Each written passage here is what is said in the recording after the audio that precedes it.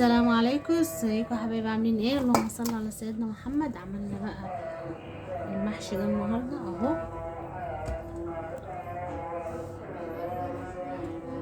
بصوا، عملناه من غير شوربه ومن غير فراخ النهارده ومن غير لحمه. عملنا بصوا عملنا النهارده بقى من غير لحمه ومن غير فراخ. عملناه في حتتين بانيه، بصوا عامل ازاي ما شاء الله. شايفين البانيه دايب؟ ده الخضار اللي احنا عاملينه والبصل. بصوا الكرنب اهو.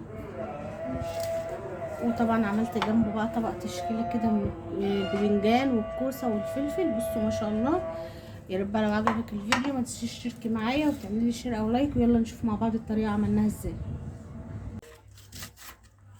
معايا بصل كده بنقطعه بقى عشان هنعمل ايه، تخديعه كده صغيره للمحشي اهو. دي كانت كرنبايه كده صغيره اهي، سلقتها وشطفتها اهي. وهنا الطماطم اهي ضربتها في الخلاط.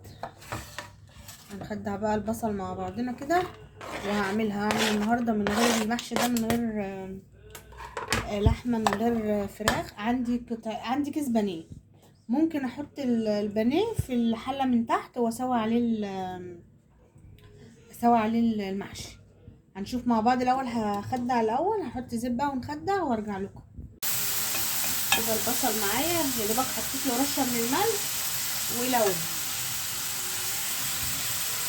معلقه كده من هريسه الشطه. لو مش حابه براحتك، عايزه تحط فلفل حط. انا عندي فلفل هحطه معاه، مش هخليها تحمر قوي. وهننزل بالصلصه. البهار انا ما بحبوش الا ساعه ما بنزل بالصلصه على الرز والخضره احط البهار، ما احطش الا ورق لوري بس كده، ورشه من الملح ورشه من الفلفل بس كده.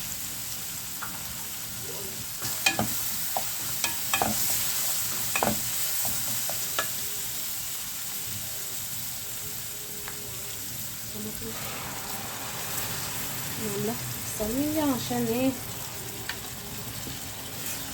كده بقى معلقتين من الصلصه لو عندك، لان هي الكرنبايه اصلا صغيره خالص. اعملها وانا عندي بواقي اكل كده من امبارح، هضيفها تبقى صبحه كده مع بواقي الاكل. هسيبها بقى ايه تتسبك وارجع لكم. كده بعد ما غسلنا البانيه وصفناه كده هرش عليه رشه ملح، رشه كده من الفلفل الاسود اهو. مش هحتاج حاجه تاني غير رشه كده من بهارات الفراخ. حابه بقى تحطي انت اي توابل براحتك. انا حطيت لها ايه بهارات كده الفراخ وفلفل اسود وملح، لان لسه انا هديها صدمه كده على البوتاجاز. دي اللي هحطه تحت المحشي، يعني حاجه بسيطه اهو، من غير عشان كده الملح رشه بسيطه برضو من الملح، ودي رشه هي كمان من البهارات. يلا بينا بقى على البوتاجاز. معايا كده طاسه او جريلا او اي حاجه، حطيت فيها معلقه سمنه واحط كمان معلقه زيت تسخن بقى معايا. وهنزل بقى بالبانيه اللي احنا تبلناه كده تتبيله مع بعض. بسم الله.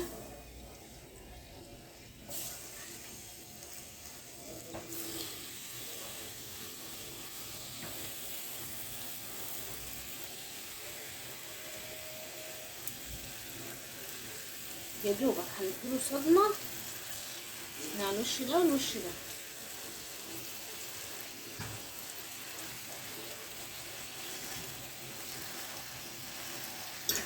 نديله ممكن بقى رشه كده من ثوم بودر او بصل بودر، لو حابه. مش حابه ممكن تبشري له بصله صغيره كده براحتك،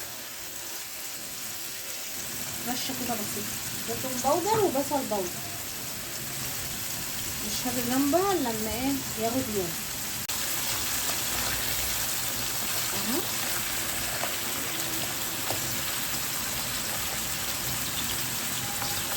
ياخد دقيقة من الجنب ده والجنب ده دقيقة.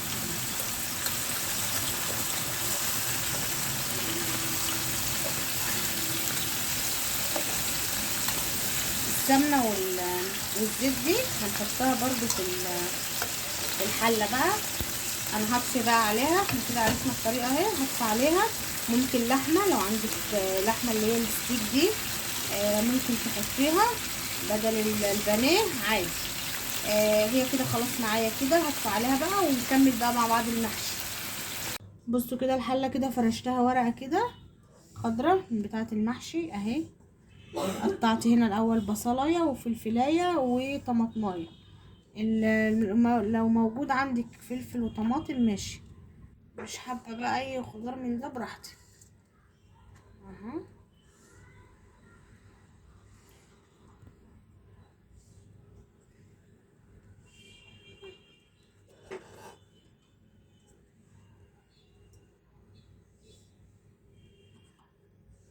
اهو انا بقى رش كده من الخضره اللي انا مقطعاها بتاعه المحشي اهي معايا اهي. هرص بقى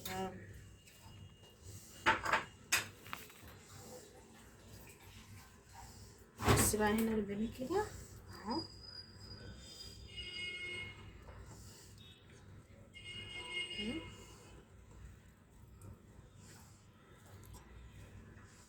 نتصرف، ما عندناش فراخ نعمل عليها شوربه، ما عندناش بانيه اهو. هبقى ايه الف بقى المحشي على البانيه كده، وهرصه بقى المحشي وهسقيه. هوريهولكوا برضو، ولما يستوي هخرجه بقى ونضربه مع بعض. كده الخلطه بقى معايا. انا الخضره قطعتها والرز غسلته وصفيته كويس قوي، وبشرت بصله كده او قطعيها صغنن كده زي ما انت شايفه كده معايا اهي. بصله صغيره قطعتها كده صغننه كده اهي. ومسكت بقى البصلة والخضرة مع الرز دعكته، ونزلت بالصلصة والبهار. التوابل بقى انا حطيت قرفة وملح وشوية من البابريكا وفلفل اسود وكزبرة. عندك بقى بهارات محشي حطي رشة كده من نعناع مجفف حطي، لو مش حابه براحتي. انا طبعا عشان مش هعرف اخلط بالمعلقه لازم بايدي، فهفصل وارجع لكم. كده خلصت بقى الخلطه وظبطت ملحها وحاجتها.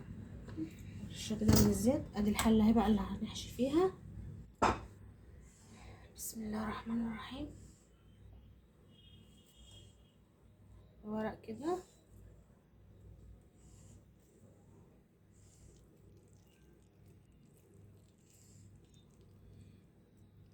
اهو. ده سيبنا المحشي اهو. نعمل واحد كمان. انا طبعا بقى عشان الوقت وواقفه على رخامه المطبخ، فهحاول ان انا ايه اقعد بقى واكمل محشي اهو. ولا رزايه ولا حاجه عليه والصباع مقفول اهو. هكمل بقى وارجع لكم.